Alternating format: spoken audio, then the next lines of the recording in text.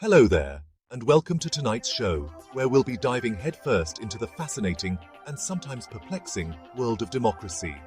Specifically, we'll be comparing two of the world's largest democracies, India and the United States. Now, on the surface, these two might seem like birds of a feather. Both boast impressive populations, vibrant cultures, and a shared history of being former British colonies. They even share a love for cricket, although in America, it's more like a love for watching cricket with a mixture of confusion and mild amusement. But don't be fooled by these surface similarities, folks. When it comes to the nitty-gritty of how these democracies function, there are some pretty stark differences. We're talking about the kind of differences that make you wonder if they're even playing the same game. Think of it like this. Both countries are trying to bake a democracy cake, but one is using a recipe passed down from Gandhi, while the other is using one found on the back of a box of Twinkies. The result? Two very different cakes, each with its own unique flavor, texture, and dare I say, aftertaste. So, buckle up, buttercups, as we embark on a whirlwind tour of these two democratic powerhouses, exploring their contrasting histories, political landscapes, and their impact on the world stage. And of course, we'll be doing it all with our signature blend of humor, insight, and hopefully, just a smidgen of educational value. Let's start with India, a country that gained its independence in 1947 after a long struggle against British colonial rule. The Indian democracy is built on the principles of non-violence and civil disobedience, largely inspired by Mahatma Gandhi. With a population of over 1.3 billion, India's elections are the largest democratic exercise in the world. The diversity in India is staggering, with multiple languages, religions, and cultures coexisting. The Indian Parliament is a vibrant place, with heated debates and a multitude of political parties.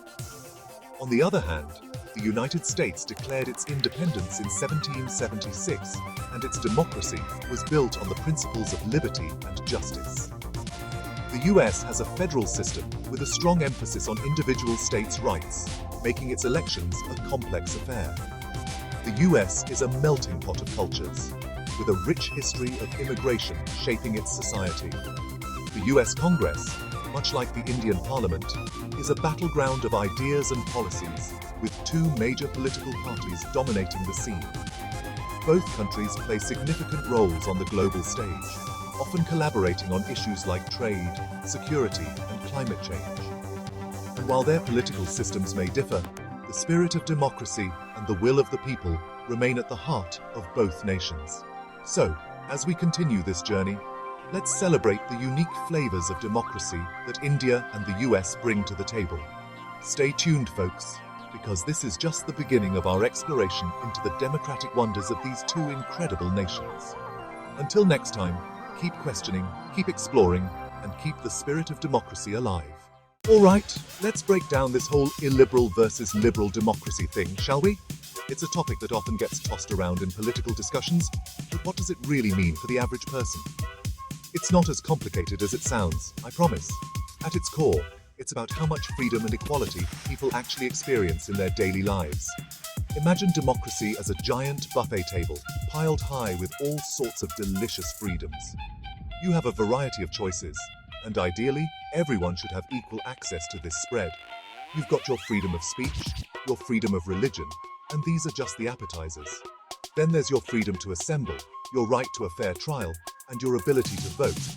Basically, all the good stuff that makes a democracy, well, a democracy. These are the main courses that everyone should be able to enjoy. Now, in a liberal democracy, like the good old US of A, at least in theory, everyone gets to belly up to the buffet and load up their plates with as much freedom as they can handle. It's a system designed to ensure that no one is left out, and everyone has a fair shot at the feast. Sure, there might be a few rules, like no cutting in line, and please don't sneeze on the coleslaw. These rules are there to make sure the buffet runs smoothly, and everyone gets their fair share. But for the most part, it's a free-for-all of liberty and justice for all. Everyone gets to enjoy the fireworks, the celebrations, and the sense of community that comes with shared freedoms. Illiberal democracies, on the other hand, are a bit more selective about who gets to feast on freedom. They might have a buffet, but not everyone is invited to the table. They might offer a decent spread of civil liberties, but there's a catch. The rules are different, and not everyone gets to enjoy the same freedoms. Certain groups, be it based on religion, ethnicity, or political affiliation, might find themselves mysteriously blocked from the dessert table, or told that the only beverage option is lukewarm tap water. It's like being invited to a party only to find out you're not allowed to dance, or even have a slice of cake.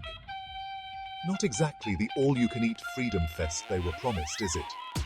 This selective approach creates a society where some people are always left wanting, always feeling like they're on the outside looking in. And that's the real difference between a liberal and an illiberal democracy. It's about who gets to enjoy the full spread of freedoms and who has to settle for the scraps. Now, let's rewind the clock a bit and talk about India. This is a nation with a history as rich and complex as a cup of masala chai.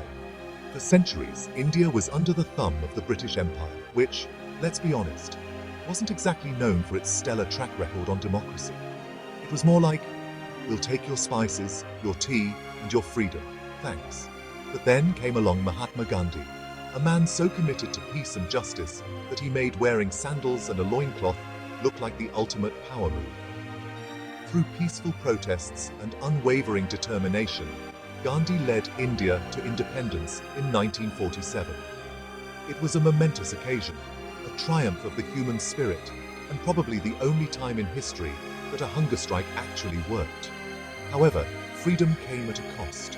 The partition of India and Pakistan led to widespread violence and displacement, leaving scars that still linger today. And as India embarked on its journey as a democracy, it faced the daunting task of uniting a diverse population with different languages, religions, and cultural identities. Meanwhile, over in the good old US of A, things were a little different. Now, I know what you're thinking.